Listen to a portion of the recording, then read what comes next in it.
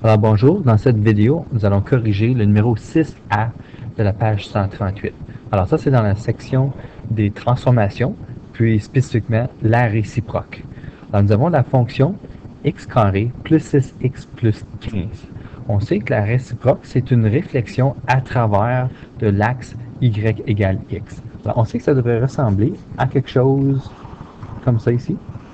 C'est une parabole pointée vers la droite.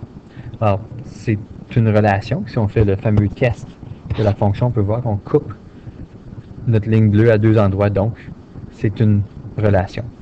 Alors, si on prend la méthode régulière de simplement échanger les valeurs de x et y, on a l'impression que c'est impossible de trouver l'équation de notre réciproque. Alors, on va commencer par dire x égale y carré plus 6x. Oh, excusez, ça devient un y. Il faut échanger toutes les variables. Alors, plus 15. Alors, ici, on peut voir qu'il n'y a aucune manière d'avoir le y seul. Alors, on peut le factoriser quelque chose, mais on ne peut pas avoir y égale quelque chose. Donc, est-ce qu'il existe une méthode de réécrire notre équation pour que le x soit là juste une fois, pour que lorsqu'on fasse l'échange, ça devienne possible d'isoler notre y? Alors, heureusement, oui. On connaît déjà cette méthode-là. C'est d'utiliser la méthode de computer le carré. Ça va nous donner la forme canonique de l'équation. Puis la forme canonique, y égale a parenthèse x moins h au carré plus k.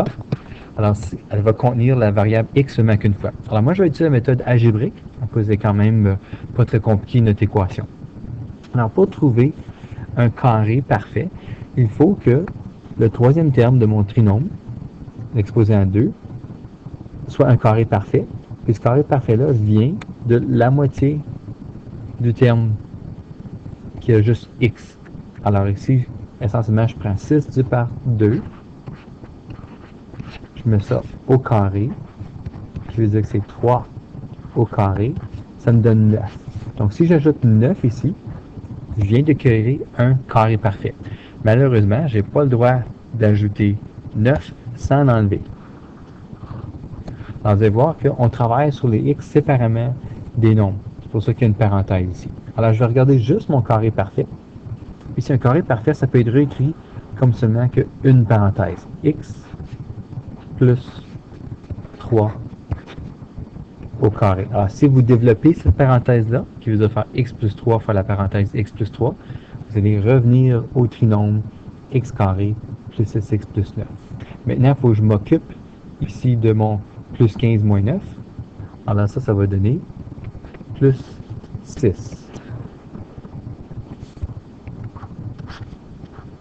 Alors j'ai maintenant une équation qui contient seulement la variable x, y une fois. Alors maintenant, je vais essayer d'écrire l'équation de la réciproque. Alors pour ça, on va échanger nos deux variables. X prend la place de y prend la place de x. Il n'y a rien d'autre qui change. Maintenant, ce que je vais faire, c'est que je vais essayer d'isoler y. Il faut que j'enlève le 6, l'exposé en 2, le 3 et la parenthèse va disparaître elle aussi. Donc, je vais commencer par éliminer qu'est-ce qui est le plus loin de mon y. Essentiellement, on fait l'inverse de P de masse. Je vais faire moins 6 de chaque côté. Qui veut dire que j'ai maintenant x moins 6 égale y plus 3 au carré. Maintenant, je vais éliminer l'exposé en 2 en trouvant la racine de chaque côté.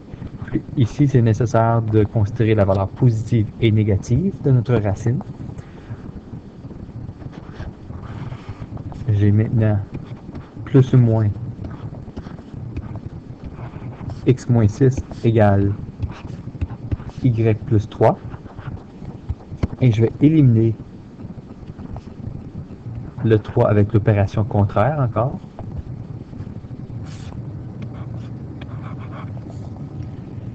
Puis puisque je vais isoler y, je vais écrire ça à gauche. Ça, c'est la forme usuelle. Alors, j'ai moins 3 plus ou moins racine x moins 6. Alors, c'est aussi possible d'écrire la racine en premier puis le moins 3 en deuxième.